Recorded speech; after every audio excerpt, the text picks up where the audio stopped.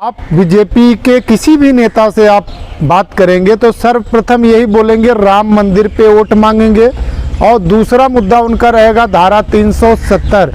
लेकिन देश के सामने आज मैं एक सच्चाई रखना चाहूँगा, ये शायद सच्चाई जो है देश को मालूम नहीं है। धारा 370 जो हटा है उसमें ए और बी है, सिर्फ बी को हटाया गया है और वहाँ पे कश्मीर में आप जमीन ले सकते हैं। और जमीन लिया कौन है? अडानी और अंबानी ने। आज इलेक्ट्रॉनिक्स कारें मार्केट में उतारने के लिए सबसे ज़्यादा ये बीजेपी फोकस करती है। मीडिया पे भी आप देखते होंगे, क्योंकि वहाँ की ज़मीनों में ऐसा कुछ धातु है जो इलेक्ट्रॉनिक्स कारों को बैटरी बनाने में यूज होता है। रही बात राम मंदिर पे, तो राम मंदिर आज से नहीं है, सुप्रीम कोर्ट द्वारा बनाया गया है, जनता के सहयोग से बना है और यही जनता 2 बार मौका प्रधानमंत्री मोदी जी को दिया था। और आ जाइए मोदी जी की गारंटियों पे आप, तो प्रधानमंत्री मोदी जी 2014 में जो वादा किए थे, जो गारंटी लाए थे, क्या वो देश के सामने उन्होंने स्पष्ट किया? ब्लैक मनी, 2 करोड़ नौकरी, काला धन, ठीक है, और किसानों को डबल मुआवजा। एक कोई आप देखें 10 साल तक किसानों को बॉर्डरों पे बैठा दिया गया।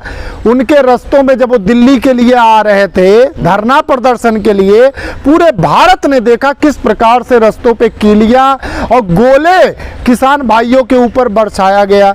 आपने महिला सुरक्षा की ये बात करते हैं बीजेपी के लोग, कई ऐसे नेता हैं बीजेपी में, आप सब जानते हैं, सोशल मीडिया और नेशनल मीडिया तो दिखाने के लिए तैयार नहीं होगी। कई नेता बीजेपी में पड़े हुए हैं जो बहनों के ऊपर अत्याचार किए, बेटियों के ऊपर अत्याचार किए। उत्तर प्रदेश में योगी आदित्यनाथ फायर ब्रांड नेता कहे जाते हैं सनातनी के, लेकिन आज सबसे बड़ा शर्म की बात यह है, उत्तर प्रदेश के लोगों से खास करके मेरा अनुरोध है कि ध्यान से सुने, 7 बुच्चड़ खाना पूरे भारत में है। कितना? 7, और 7 में से 3 बुच्चड़ खाना उत्तर प्रदेश में है।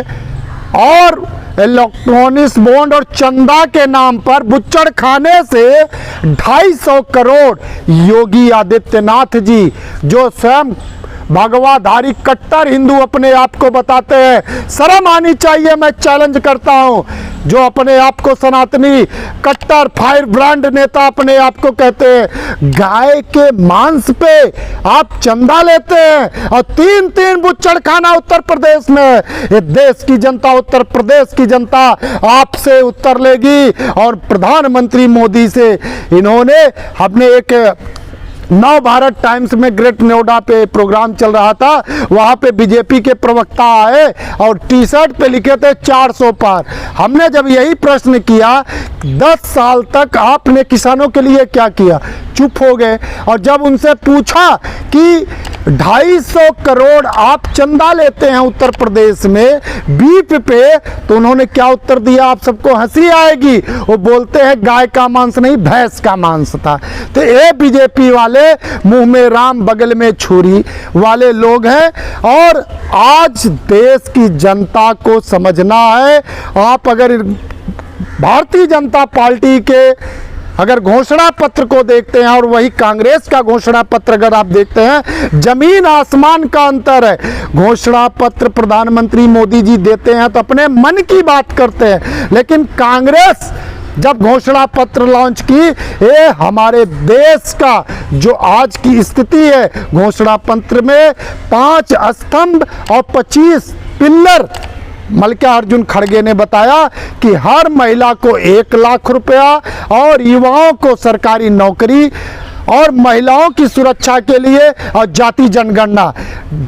देश के अहम मुद्दों पर कांग्रेस ने अपनी गारंटी दी है। अब देश की जनता अपना मुद्दा किसको चुनती है? भारतीय जनता, जिन्होंने 10 साल तक हमें जुमले में रखा।